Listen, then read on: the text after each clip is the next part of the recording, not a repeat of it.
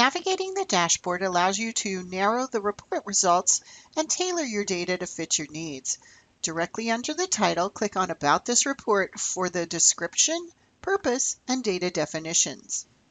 Please note that summer data are cumulative and include information about all enrollees regardless of course start date, such as A term, B term, etc.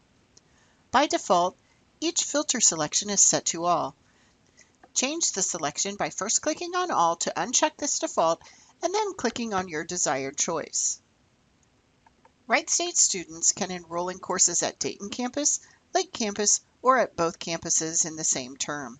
To limit your query to either Dayton or Lake campus, you need to select your desired campus and Dayton and Lake.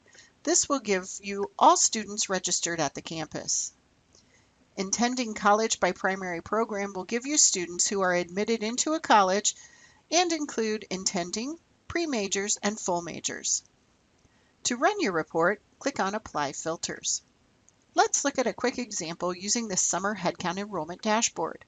I want to see the headcount for all degree-seeking undergraduate students for summer 2018 registered at the Dayton campus who are in the Raj Soin College of Business.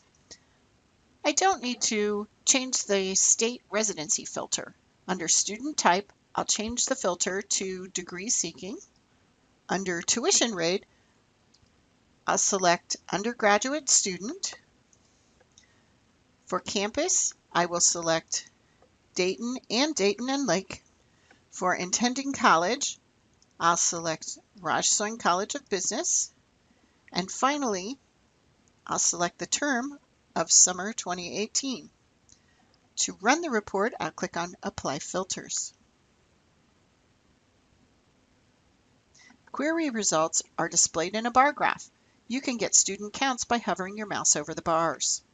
If you'd like to run another report, click on Reset All Filters.